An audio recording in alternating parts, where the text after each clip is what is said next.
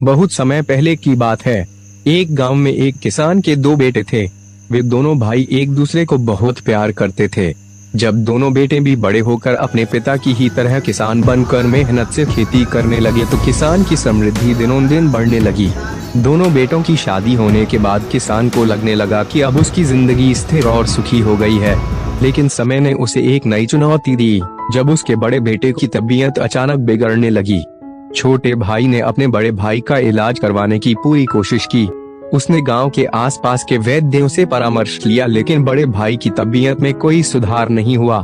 धीरे धीरे उसकी हालत और भी बिगड़ती चली गई, जिससे इलाज का खर्च भी बढ़ने लगा।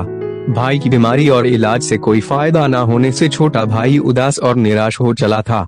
बीमारी के इलाज में सबके व्यस्त रहने से खेती से होने वाली आमदनी में भी भारी कमी हो गई थी। घर में रखे बचत के पैसे भी अब समाप्त हो रहे थे। धीरे धीरे छोटे भाई के मन की चिंता ने बड़े भाई के लिए एक कड़वाहट का रूप ले लिया। एक दिन उसने अपनी पत्नी से सलाह मशवरा करते हुए कहा, अब भैया की बीमारी ठीक कराने में तो घर की माली हालत खस्ता हो चुकी है, खेती भी खुद आमदनी दे नहीं रही है। यदि ऐसा ही चलता रहा तो भूखे पेट रहने की स्थिति आ जाएगी। इससे तो यही अच्छा रहता कि भैया स्वर्ग ही जाकर सुखी हो जाएं और हमें हमारी हालत पर छोड़ दें। तभी उनके इलाज के लिए घर में रखे बच्चे पैसे बच पाएंगे, अन्यथा तो दूसरों के सामने हाथ फैलाना पड़ेगा। उसकी पत्नी ने उसका साथ देते हुए कहा, क्यों न किसी वैद्य से बात करके उन्हें ऐसा जहर दे दिया जाए कि किसी को शक भी न हो और उनकी मौत को बीमारी के कारण मान लिया जाए। छोटे भाई को यह उपाय उचित लगा तो उसने एक वैद्य से संपर्क किया। वैद्य को भारी लालच देकर उसने सहमत भी कर लिया। लालची वैद्य ने उसके इस प्रस्ताव को स्वीकार कर लिया और बड़े भाई को जहर दे दिया। कुछ ही दिनों में उसकी मृत्यु हो गई। छोटे भाई और उसकी पत्नी ने अंदर ही अंदर खुश होते हुए राहत की सांस ली, यह सोचते हुए कि अब रास्ते का कांटा निकल गया है और सारी संपत्ति उनकी हो गई है। बड़े भाई का अंतिम संस्कार कर दिया गया और समय बीतता चला गया। बूढ़ा किसान और उसकी पत्नी भी एक दिन स्वर्गवासी हो गए। कुछ समय के बाद छोटे भाई की पत्नी ने एक बेटे को जन्म दिया। परिवार में खुशी की लहर दौड़ गई। बड़े लाड प्यार से बच्चे की परवरिश की जाने लगी। समय के साथ वे लड़का जवान हो गया और उसकी शादी भी धूमधाम से कर दी गई। लेकिन खुशी के ये दिन अधिक समय तक नहीं टिक सके। शादी के कुछ समय बाद ही बेटे की तबीयत अचानक बिगड़ने लगी। उसके माता पिता ने उसके इलाज के लिए हर संभव कोशिश की।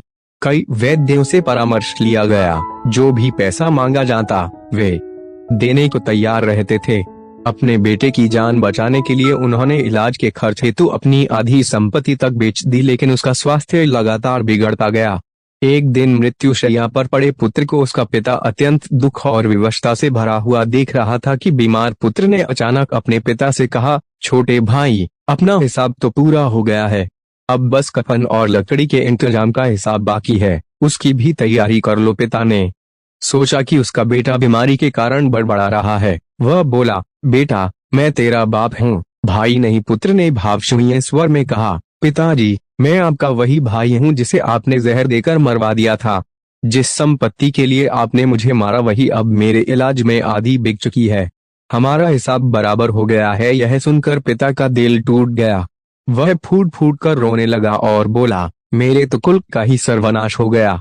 जो मैंने किया वह सब तो मेरे सामने आ गया, पर तेरी पत्नी का क्या दोष है जिसके लिए उस बेचारी को सती बनाकर जिंदा जलाया जाएगा। पुत्र ने निर्विकार भाव से अपने पिता को देखा और कहा, अच्छा, वह वैद्य कहाँ है जिसने मुझे जहर खिलाया था? पिता ने उत्तर दिया, तुम्हारी मृत्यु के 2 साल बाद वह भी मर गया था। पुत्र ने फीकी हंसी हंसते हुए कहा, वही दुष्ट वैद्य आज मेरी पत्नी के रूप में है।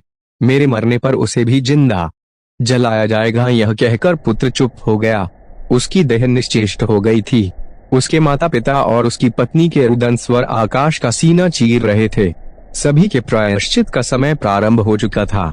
दोस्तों, कहानी पसंद आई हो तो एक लाइक और अपने दोस्तों से शेयर कर